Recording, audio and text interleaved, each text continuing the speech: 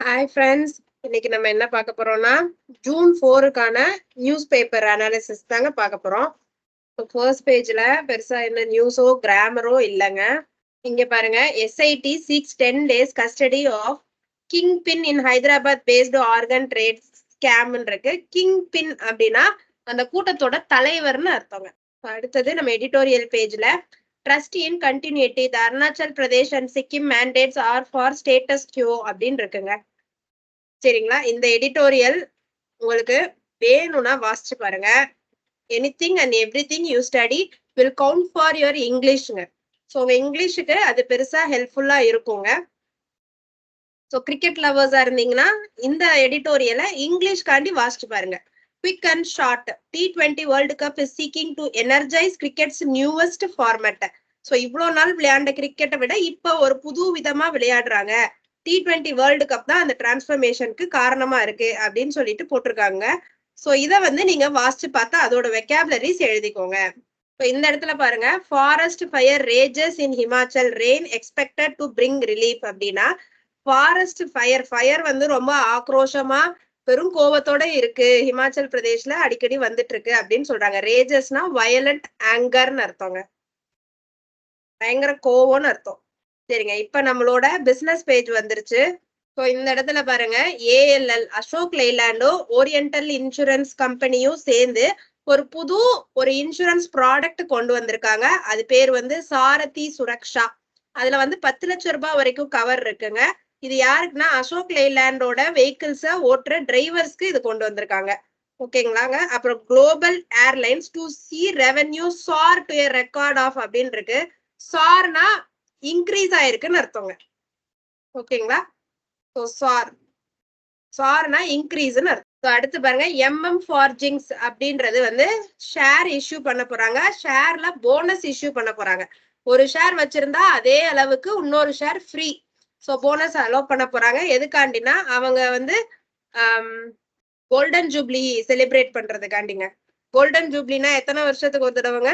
அவங்க பப்ளிக் கம்பெனியா ஆனதுக்கு அப்புறம் கோல்டன் ஜூப்ளி செலிப்ரேட் பண்றாங்க. அதாவது பப்ளிக் செக்டரா மாறினதுக்கு அப்புறம் 50 வருஷம் ஆயிடுச்சு. இப்போ இந்த இடத்துல பாருங்க, லென்ஸ்கார்ட் வந்து என்ன பண்ணிருக்காங்க, சிங்கப்பூர் கம்பெனி டிமெஸ்க் அப்படின்னு ஒரு கம்பெனில இருந்து இன்வெஸ்ட்மெண்ட் வாங்கியிருக்காங்க. அடுத்தது இன்ஃபோசிஸோட சிஇஓ எம்டி சலீல் பரேக் அவரோட ஆனுவல் சம்பளம் வந்து பாத்தீங்கன்னா, இவங்க வந்து எம்டி இவங்கெல்லாம் வந்து என்னன்னா அந்த போர்ட் ஆஃப் மெம்பர்ஸ்ல ஒரு ஆளா இருப்பாங்க. ஸோ அவங்களுக்கு வந்து எப்படி கொடுப்பாங்கன்னா காம்பன்சேஷன் அப்படின்ற பேர்ல தான் கொடுப்பாங்க, சேலரின்னு சொல்ல மாட்டாங்க. ஸோ அவங்களோட காம்பன்சேஷன் எவ்வளவு இருக்குன்னு பாருங்க. பினான்சியல் இயர் 24க்கு வந்து 66 கோடிங்க. ஓகேங்களா?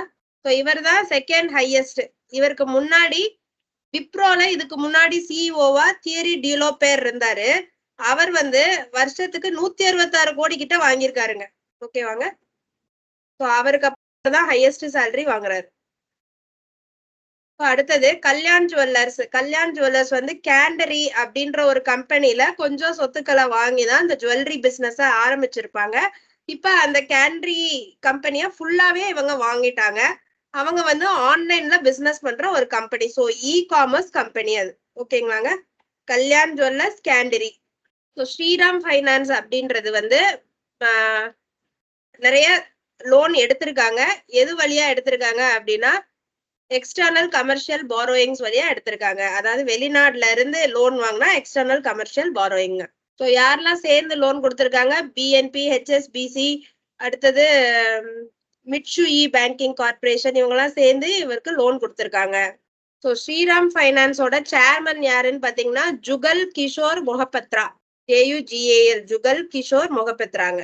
அடுத்தது மெக்சிகோவோட ஃபர்ஸ்ட் உமன் பிரசிடென்டா கிளவுடியா ஷின்பாவும் அவங்க வந்து எலெக்ட் ஆயிருக்காங்க.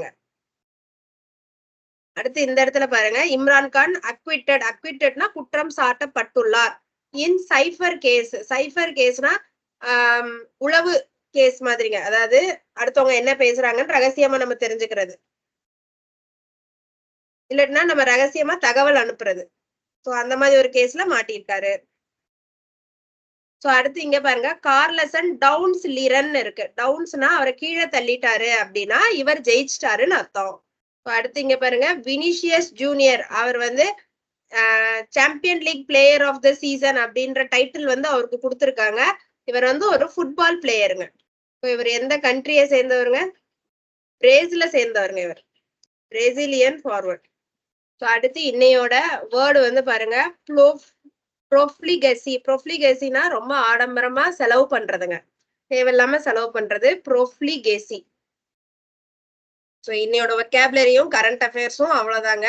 ஏன்னா இப்போ எலெக்ஷன் ரிசல்ட்ஸ் வரப்போகுது. ஸோ இன்னும் 2-3 டேஸ் அந்த ரிசல்ட்ஸ் பத்தி தான் இருக்கும்.